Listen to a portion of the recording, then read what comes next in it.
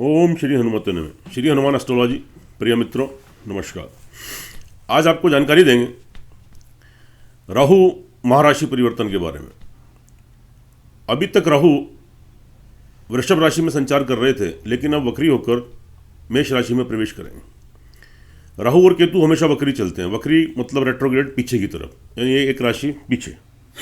तो यहाँ पर जो ये राशि परिवर्तन होने जा रहा है, ये आपका 12 अप्रैल सायकाल 3:29 पर मेष राशि में प्रवेश करेंगे।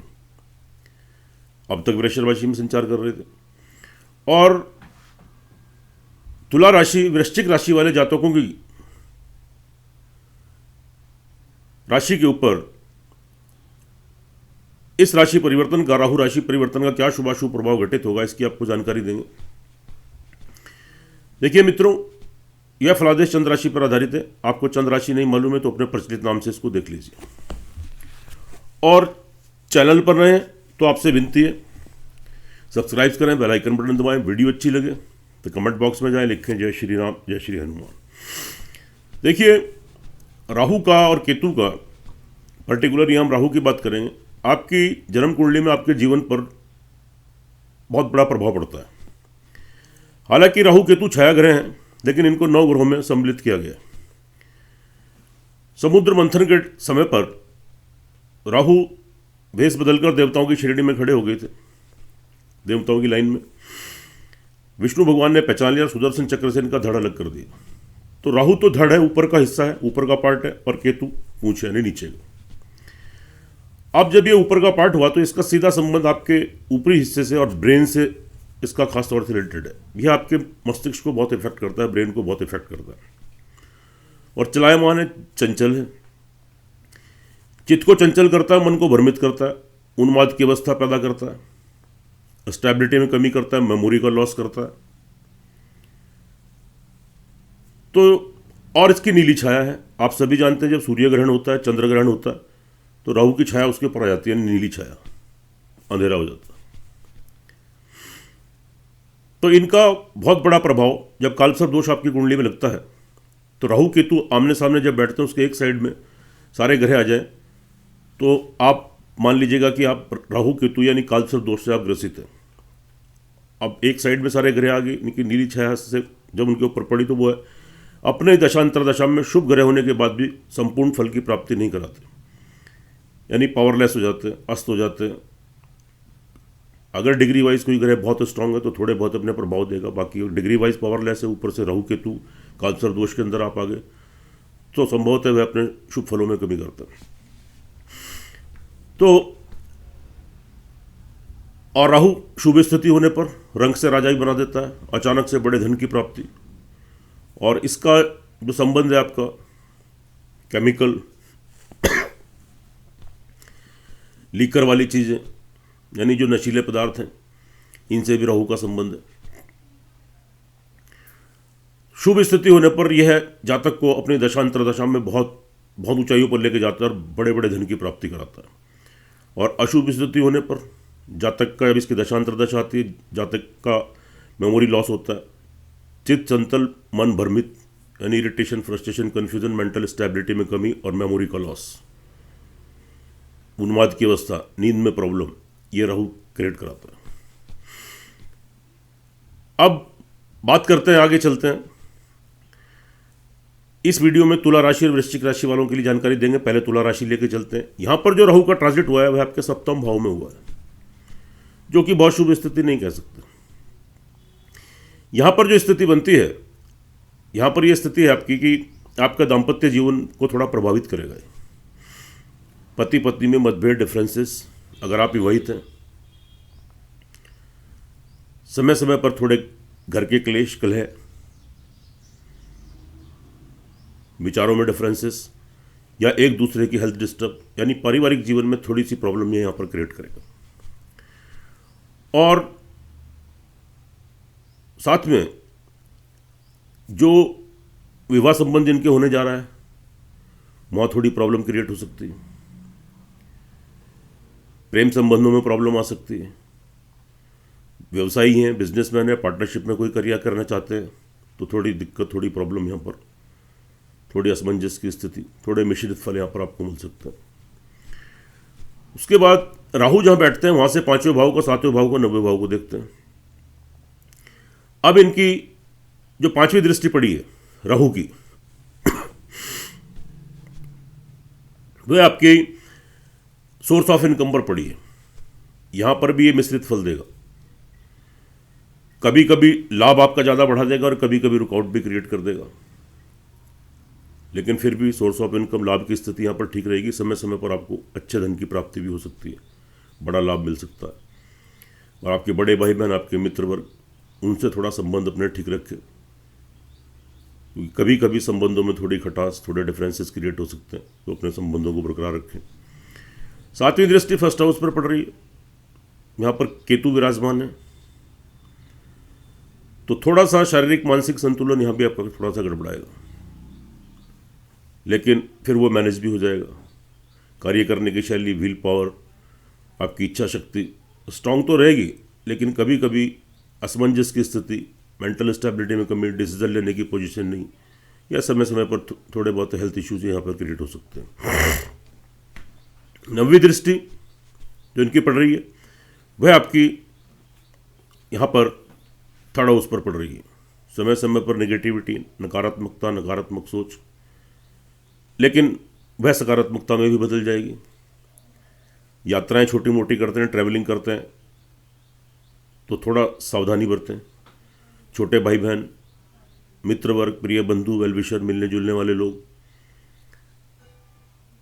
या आपके सहकर्मी जो नीचे आप कार्य करते हैं, उनसे संबंध ठीक रखें, तो बीच बीच में थोड़ी प्रॉब्लम क्रिएट हो सकती है। उसके बाद इनकी बात कर लेते हैं, आगे चलते हैं। लेकिन एक चीज़ अच्छी रहेगी यहाँ पर कि संतान का सुख आपको मिलेगा, उनका सहयोग प्राप्त होगा, संतान का सहयोग मिलेगा, उनसे तालमेल, कोऑर्डिनेशन अच्छा रहेगा, उनके विवाह शादी के संबंध बन सकते हैं। नौकरी में, बिजनेस में, कार्य व्यवसाय में तरक्की उन्नति हो सकती है। और विद्यार्थी वर्ग के लिए भी अच्छी स्थिति है। कोई डिग्री, मास्टर डिग्री लेनी है, आपको कोई कोर्स करना, अब तक प्रयासरत थे, सफलता नहीं मिल रही थी, अब आप थोड़ा प्रयास करेंगे, निश्चित रूप से सफलता मिलेगी, सक्सेस गेन करेंगे, एकाग्र होकर पढ़ाई कर पाएंगे, आगामी शुभ फल भी आपके प्राप्त होंगे। उसके बाद आगे चलते हैं।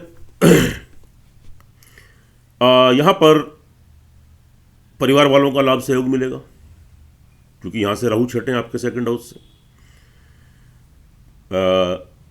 परिवार वालों का लाभ सहयोग आपको प्राप्त होगा,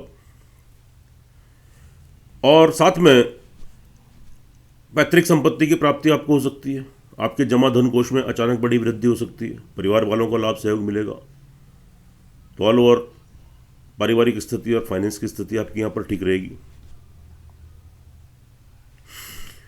अब आगे बढ़ते हैं। भाग्य आपको यहाँ सपोर्ट करेगा, क्योंकि राहु यहाँ से 11वें हैं, 3, 6, 11 में अच्छे फल देते हैं। जबरदस्त उन्नति के आपको अवसर मिलेंगे, तरक्की के अवसर मिलेंगे, आपके पिता का भरपूर लाभ सहयोग मिलेगा। विदेशों की यात्राएं संपन्न होंगी, उसमें कोई व्यवधान आ रहे थे दूर होंगे, लंबी दूरी की यात्राओं का लाभ मिलेगा, धार्मिक यात्राओं का लाभ मिलेगा, स्पिरिचुअलिटी का, आध्यात्मिकता का भाव रहेगा, भगवान की ब्लेसिंग, आशीर्वाद प्राप्त होगा, और आपके पिता का सहयोग आपको मिलेगा। ऑल ओवर देखिए तो तुला राशि वालों के लिए वैसे तो ट्रांजिट बहुत शुभ नहीं कह सकते, लेकिन कुछ चीज़ें हमने जो आपको बताई हैं, जहाँ से राहु 3, 6, 11 में है, वे आपको अच्छे फल देंगे, शुभ फल देंगे। देखिए मित्रों, यह फलादेश चंद्र राशि पर, इसकी अपनी इंपॉर्टेंस है, अपनी अहमियत है, हर वीडियो में आपको बताते हैं। जो आपकी जन्म कुंडली, लगन कुंडली होती है, उसका सर्वाधिक महत्व होता है। तो एक बार अपनी जन्म कुंडली, लगन कुंडली का विश्लेषण जरूर कराएं। अगर तुला राशि वाले जातकों की जन्म कुंडली के अंदर राहु की या किसी भी ग्रह की दशा अंतरदशा आपके पक्ष में, आपके अनुकूल चल रही है, तो आपको शुभ फलों की काफ़ी प्राप्ति यहाँ पर हो सकती है। और अगर आपकी जन्म कुंडली में भी राहु की या किसी और ग्रह की दशा अंतरदशा आपकी प्रतिकूल है, तो संभवतः थोड़ी कठिनाई और परेशानियों का सामना तो करना पड़ सकता है। तो एक बार कुंडली का विश्लेषण कराएं। जब दोनों चीज़ें टैली होती है, 100% परिणाम आपको देखने को मिलते हैं, उससे आप लाभ भी गेन करते हैं और आपका मार्गदर्शन भी होता है। उपाय के तौर पर ओम गंग गणपति नमः 108 टाइम्स, रांग रावे नमः 108 टाइम्स, एक हनुमान चालीसा का श्रद्धापूर्वक पाठ कीजिए, और 7 तरह का अनाज ले लीजिए, प्रतिदिन एक मुट्ठी लें, सिर के ऊपर क्लॉकवाइज घुमाएं, और उसको बहते पानी में, समुद्र में, या पक्षियों को खिलाएं। और बहुत अगर ज़्यादा आपको डिस्टर्बेंसेस महसूस हो रही है तो एक चांदी का कड़ा अपने बाएं हाथ में पहन लें, या एक चांदी की सिल्वर की रिंग अपने बाएं हाथ में रिंग फिंगर में पहन लें, तो संभवतः थोड़े दुष्प्रभावों से आपको यहाँ पर मुक्ति मिलेगी। आगे चलते हैं, बात कर लेते हैं वृश्चिक राशि वाले जातकों के लिए। यहाँ पर जो ट्रांजिट हुआ है 6th हाउस में, और देखिए 3, 6, 11 में राहु हमेशा अच्छे फल देते हैं, तो यहाँ पर आपको जबरदस्त उन्नति तरक्की के अवसर मिलेंगे। जितने प्रयत्न, जितनी मेहनत आप करेंगे, आपको निश्चित रूप से शुभ फलों की प्राप्ति होगी और आप लाभ गेन करेंगे। फाइनेंशियली भी आपको लाभ मिलेगा। तो यहां से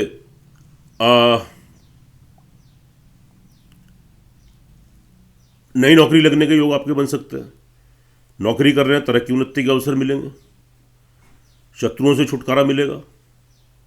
कोई ऋण और रोग की स्थिति से गुजर रहे हैं तो वहां से मुक्ति मिलेगी, लेकिन थोड़ा शारीरिक कष्ट थोड़ा हो सकता है, और कोई आपको धोखा देने की कोशिश कर सकता है, तो किसी के ऊपर ब्लाइंड फेथ और ब्लाइंड विश्वास मत करें। यहाँ थोड़ी सावधानी थोड़ी सी आपको रखनी पड़ेगी।